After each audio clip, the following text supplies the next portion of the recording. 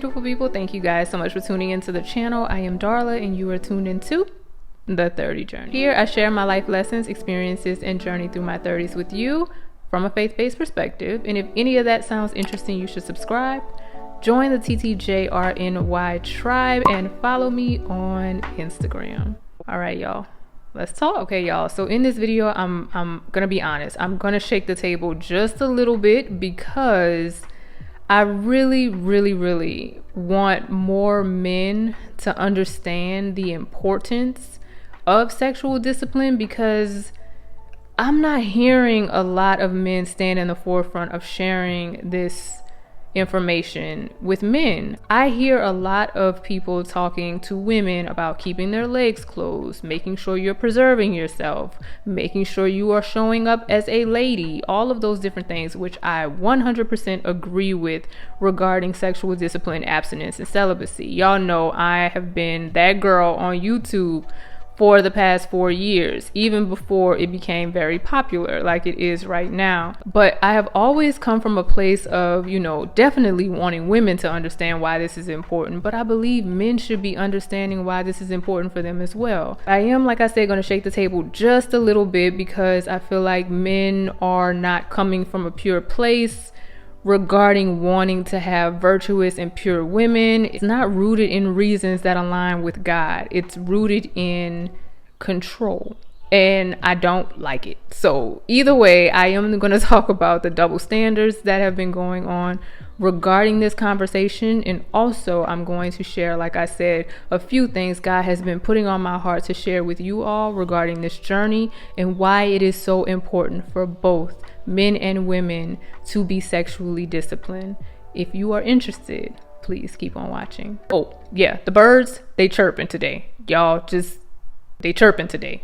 So I want to say first and foremost, God is not just talking to women about abstaining. God is not just talking to women about honoring God with their bodies. This message is not gender exclusive. The reason why I believe this is pushed more to women than it is to men is because of the effect that it has on women. We are the bearers of life. So it makes sense, but at the same time, that does not give men a pass to consistently go around and shoot up the club and do all the things outside of the guise of God and what he has ordained for both men and women to adhere to and abide to regarding our bodies and how we govern them in this experience of life. When God talks about sexual immorality and sexual promiscuity in his word, he is not just talking to women. In Proverbs, it talks about a virtuous woman, and it also talks about how men should be leery and stay away from sexually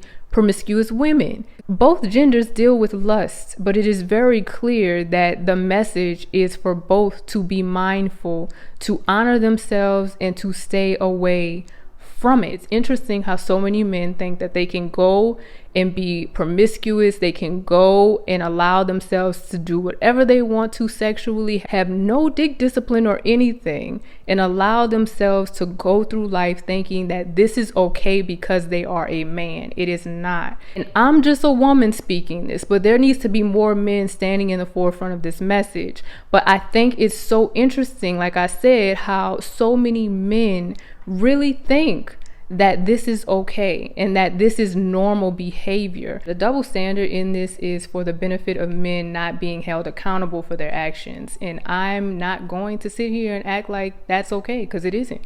And I'm not going to perpetuate a message to women to wait and preserve themselves only to be left with men that are not practicing the same. I realize that people can grow, people can evolve, and things can happen. But again, you must give a woman the same grace that you want for doing a lot of the things that you find repulsive for a woman to do if you want to marry her. I know we don't live in a world that's fair, But this is another reason why I understand so many women saying that I'm opting out of marriage, I'm opting out of having kids, because if a man is not doing what he needs to do prior to even meeting me or being in this place where he wants to marry me, I'm not going to go through with it. I'm going to preserve myself and do what I need to do to honor God, but I'm not going to put myself in a position to allow myself not to be valued in the way that I know I should, because a man wanted to play and do all of these different things with his youth. And this is not every man, y'all. I want to really make that clear. I understand that this is not every man. But again, what I see regarding certain things that are being perpetuated right now in society is that we're not giving men the tools and the resources and the biblical principles that will help them to be better husbands, to be better men in society. Another thing that I want to share with you guys regarding this is I had the opportunity to, talk to a man that was interested in me at some point. And we had a great conversation about, traumas. One of the things that he mentioned to me was that he was, the type of guy that was not very good to women. He basically said that, he was using a lot of them for sex, and he allowed himself to go on this journey doing this for an extended period of time. I want to say it was either his late 20s or his early 30s where he finally decided to face his demons. And one of them was the fact that he had been when he was very young, and it was by a male that was close to him and in his family. I was very grateful that he shared that with me, because one of the things that prompted that conversation was me asking, why were you being this way to women for an extended period of time? Why were you sleeping with so many women during that time? And what he explained to me was this is what allowed him to feel more like a man, to feel like, no, I am not gay. This is not who I am. So I'm sleeping with all of these women to cover up what it is that I'm dealing with that's much deeper. He said, of course, that he went to therapy and a lot of those different things started to come out there. And he was very honest, like I said, about his journey and what he had gone through, and realized that that was the catalyst for the poor behavior regarding not being sexually disciplined. So what I am grateful for more than anything is hearing men finally speak out about things like this, because what I realize is that so many men, so many other Black men share this same story.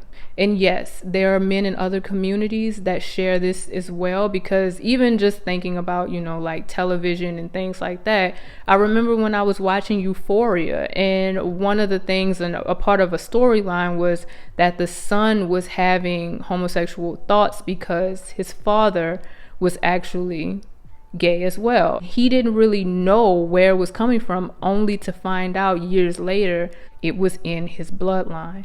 When I look at men and the behavior of a lot of Black men in our society who have been stereotyped because of their behavior as men who are not monogamous, men who don't practice sexual discipline, it's rooted in something much deeper.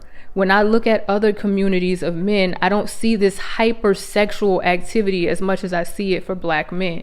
And I have to be honest and say what I see. And I firmly believe a lot of it is because of things like this man that expressed that story and his story to me. A lot of it is because it's rooted in sexual perversion. And we have to be honest about what is really going on in a lot of families, in a lot of friend groups, in a lot of society right now, especially regarding Black men. It's rooted in children being awakened in a way that they are not ready for and they don't even understand. It's the reason why I did that video about childhood trauma and all of those things years ago. I know that so many people are dealing with this. One thing that I have been seeing is more stories come out about Black men expressing that this is their reality. This is a part of their story that they have been hiding behind closed doors for the longest. And rather than actually doing the work,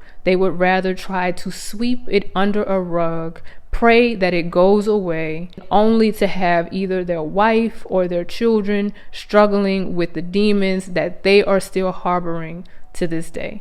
This is why this conversation is so important to me. But to cover it up as that's just who we are, that's just how we operate, that's just what men do, I'm not buying that. And I know that it's not true. Nowhere in the Word of God does it say that men are supposed to be acting this way. And like I said, even though it's pushed more towards women because of what we're taking on, and I'm going to get to that in a second, again, sexual discipline is not gender exclusive. Men, y'all cannot continue to participate in a lot of the poor behavior when it comes to having the intercourse with a lot of different women and think that it's not going to affect you or your marriage or your relationship in a negative way. All too often, we see a lot of men who end up cheating on their wives and then end up talking multiple times over and over about, I don't know why I did it. I love her, but I don't know why I would do that to her. And how many times have y'all heard this? I've heard this multiple times from multiple people. Men have said that, and I believe them. I firmly believe that they truly love those women that they do these things to. But again, it is not an excuse to continue to behave that way. It is not an excuse for you to continue not to seek the help that you need regarding whatever addiction or whatever perversion you are struggling with. It's not. And the thing, like I said, y'all, is that I love men, and I'm going to be real with y'all. I love black men. I do. But at the end of the day, I know that y'all come with a lot.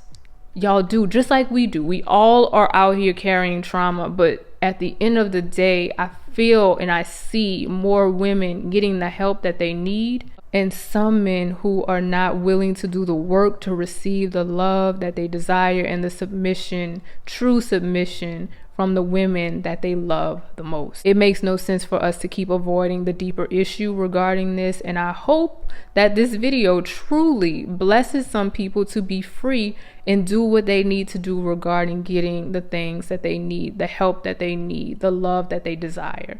It's going to start with men. It is. It's going to start and end with men.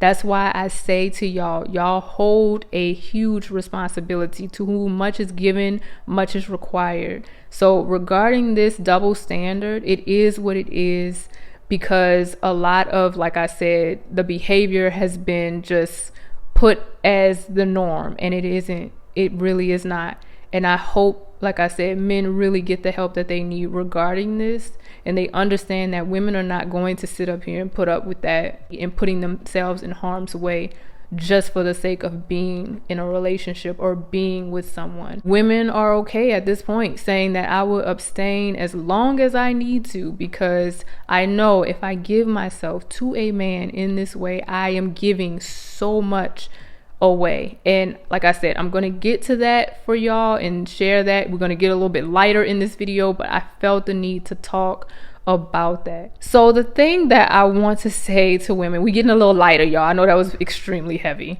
but we're getting a little lighter, because one thing that I want women to understand is within abstaining, within being celibate, within honoring God with your body, you are truly on a path of freedom. Women don't understand that when you give your body to a man, I know I did benefits of, being abstinent and celibate before on this channel, but I want to give you something else that I did not say in those videos, is the fact that when you give yourself to a man, understand what you're giving away. You are giving away your self-esteem. You are giving away your mental clarity.